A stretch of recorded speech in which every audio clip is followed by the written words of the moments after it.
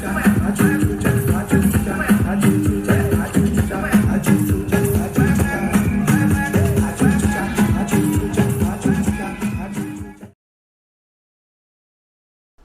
is Arthur France from Leeds West Indian Carnival as an African born in the Caribbean. I was very proud and happy of my heritage. I was growing up with my grandparents and my parents around me. And at Christmas, we used to have our festival. And I remember about for 5 years old, holding on to my mother's dress, going down Mount Lily Road in Nevis, and I heard the music. And when I heard the music and the masquerade came through, it was something that is very difficult to put in words, how you was taken in by the music, the dance.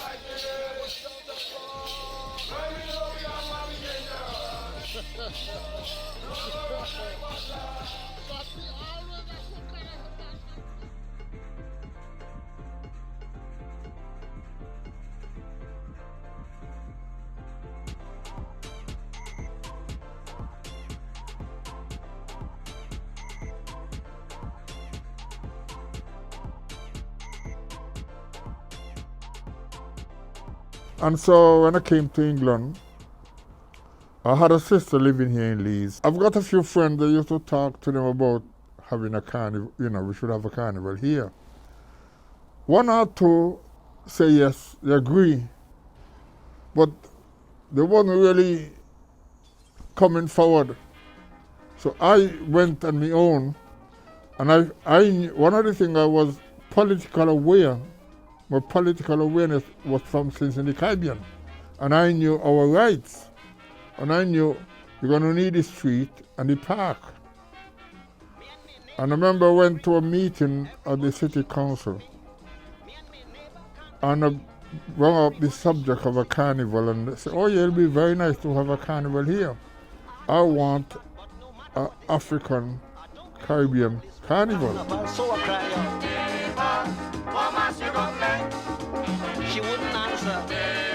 For start, you need the music has to be right.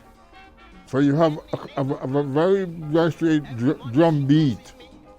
And if you understand the old calypso, not the soca, and all of this, if you listen to the old time calypso, they have in a lot of the African messages. And the music, the drumming was in my mind, and that's all I could see. But then I know my rights, and they couldn't turn it down. But then a lot of my friends, when they realized it was serious, they were backing off. So then I knew you need an organization behind you. And so the Tuesday afternoon we met was Willie, Calvin Beach, his cousin Ken Thomas, George Archibald, Vanterpool, and Mrs. Gordon, who was living on Grange Avenue. So Mrs. Gordon was a seamstress, and we need people to sew well. And so we got together. None of us have any money. None of us know where to get the material from. But we just, in our head, we're going to put on a carnival. And so we sat down and we worked out what we're going to do and how we're going to do. And there's where we started. The costume them have not just what you see, they have a history and a deep-rooted culture that get within in your mind. When I'm making costumes, all of my costumes you could trace them back to Africa. Because I like to do research, and it helps to educate me with me who I am. In 1949, we were still in Africa because I was building up to the 50th anniversary. So I went into Ghana to get the Ashanti. And when you research the Ashanti, who was the Ashanti?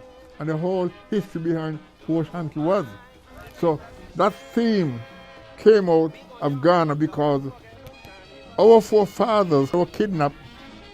They brought them in dungeon and locked them up in the Ghana, and then the ship left Ghana with them. I am the police.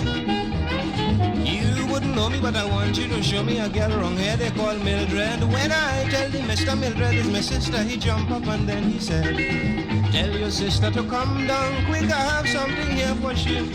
Tell she is Mr. Ben Wood Dick, the man from Sandy Grande. She know me well, I guess she already.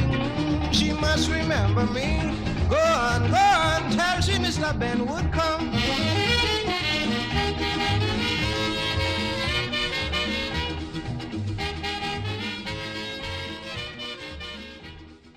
Now the 50-year celebration, we was in the Caribbean. So I wanted to trace the whole origin of the Ashanti and that tribe. And so then I designed a costume for the 50th anniversary of one of the offspring from the Ashanti that went to the Caribbean and lead the revolution. Especially a lot of people don't understand. They had a lot of the serious youths who could trace it straight to Jamaica. Nanny and all of them. You see, people talk about Nanny, but they didn't know who Nanny, we just talk about it without going back into how she come to being.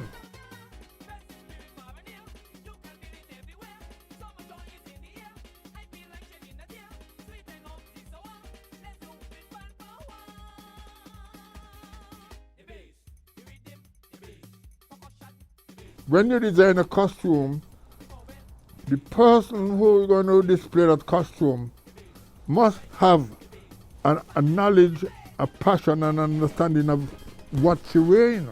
And you look at the Caribbean, and you look at the three colors of the Caribbean. People on the wear, you got the Caribbean blue sky, you got the Caribbean sea, so you have the reflection, and then the skirt and the costume had the water and how you got to the Caribbean and the whole thing was display. And that's why, for me, those two costumes especially is very important. You're talking about Leeds West Indian Carnival, and it carried the roots from Ghana, our origin, to the Caribbean. The costume and the music, it's very, very, it's like a meal, a good meal. What I'm worried about, we might look alike, but I think too many of us have lost trace of our roots. And I'm very worried about that. Once you lose trace of your roots, you become nobody. Yeah. I mean, a lot of schools come to you and invite you to schools and you talk about it. But it's do my head in, because they're not really serious with it. Protecting and promoting our cultural heritage. And that is the message of Leeds Carnival. You could easily begin by looking at the Trinidad Carnival, because the Trinidad Carnival is the model that is transplanted in so many other spaces. When we do these carnivals that are now called West Indian style or Caribbean style carnival. But what we prefer to do is to look at it as a global phenomenon. We usually begin by looking at Egypt as earliest civilization and the story surrounding the god king deity named Osiris, around whom there is a myth. That civilization, in honoring him as god king, would now have festivals, processional festivals, right? That celebrate fertility and the flooding of the Nile and resurrection and so on. That is directly linked to Osiris as king. That same king, god king, Osiris, would become transplanted in the next major civilization, and that's the Greeks. The Greeks, as you know, are the fathers of Western civilization, of Western understanding. We teach our students this in Western theatre history. We all come to accept this as true about Western civilization. And what we know is that some of those principles, those energies that were there in these original gods in the civilization before, that is Egypt, were transplanted into the Greek civilization. And according to some of its historians, Herodotus, chief among them, suggests that that they were renamed. By and large, they were renamed because the civilization found value with the energy and paid homage to these energies. And so that god, formerly known as Osiris in Egypt, is now named Dionysus in Greece. Dionysus is the god of revelry, fertility, illusion, and so on. Dionysus is the deity in whose honor theater is practiced. The Dionysus festival is the space for the practice of classic Greek theater.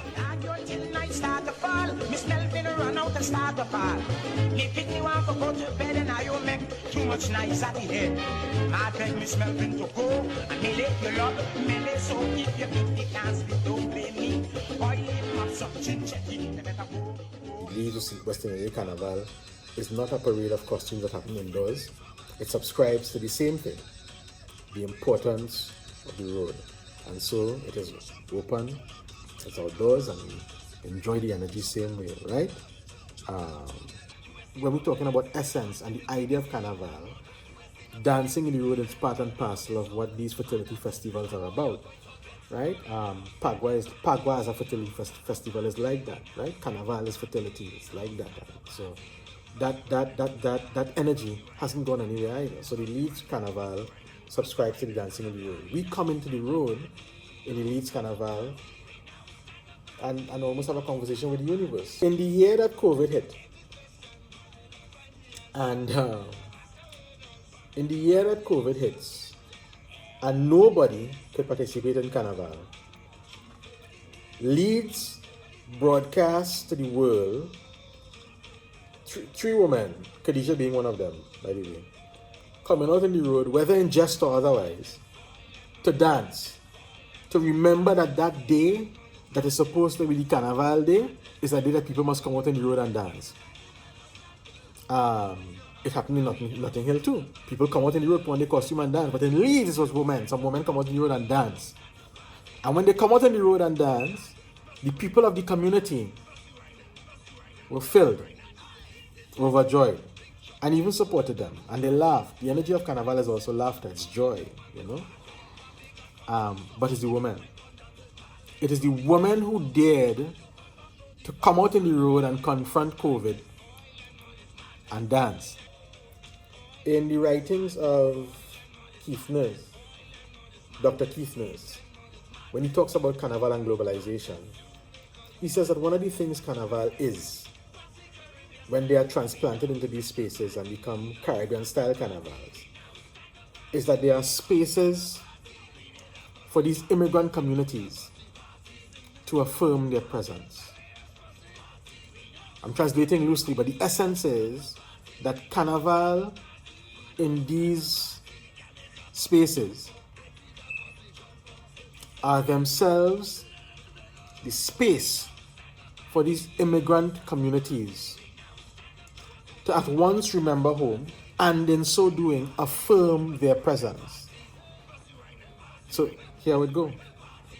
These West Indians come up on a boat, the Windrush, or the children thereof, to the place that was once the center of the empire, that when they were living in the Caribbean, they were subjects of the crown, the empire. But as soon as they land, like Dionysus, they are outsiders, except they come from the west, but in reality they come from the east, because they were originally taken from the east as in slave labor, and then brought to the Caribbean, where they organized themselves in a carnival on these plantations that are islands that are now free, and then end up at the center of the empire and are now considered outsiders. No blacks, no Irish, no dogs. Just like Dionysus, outsiders. And when they land there, all they're trying to do is to live and to have a sense of what home is, to remember home. And to remember home is to do what? right? It's where you cook, everything, music you listen to, and so on. But Carnival really is the festival that organizes that memory, how we connect to the place. And in trying to remember home, because Carnival can't perform itself in the house, it had to perform in the road, what they end up doing is saying, look me. But the space is not ready for these people who are outsiders, who are immigrants, to have the audacity to say, look me. Even though them ain't really confronting nobody, all them really trying to do is to remember what it is as a community. And then we have the fourth principle, the head and the belly, the high and the low. The head perhaps being the crown,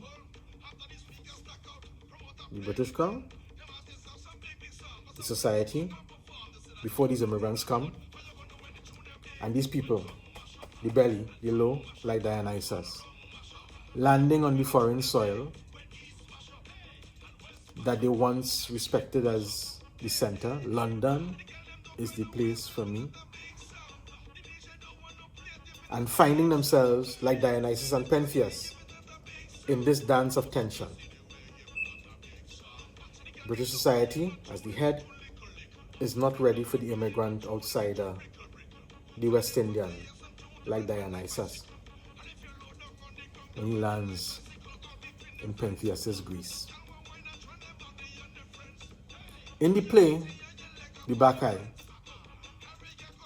there's a horrible end.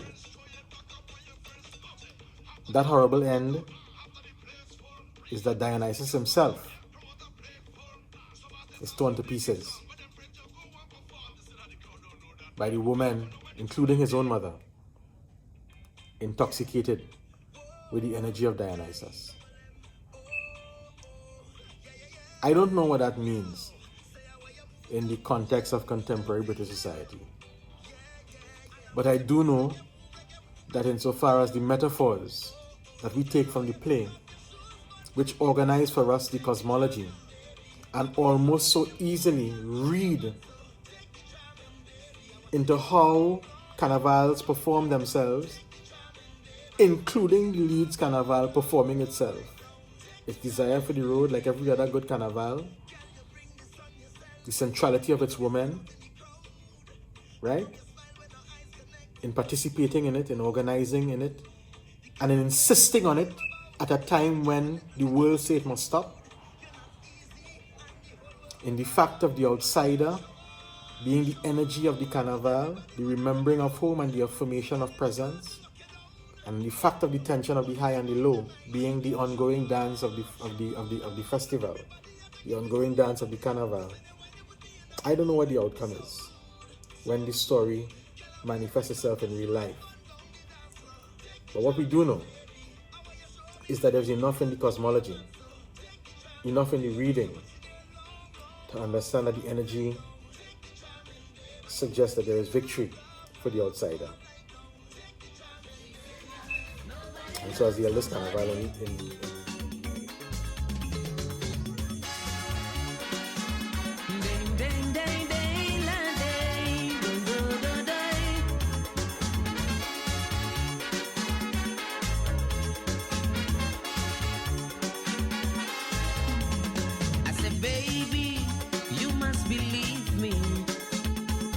because what I'm saying is true.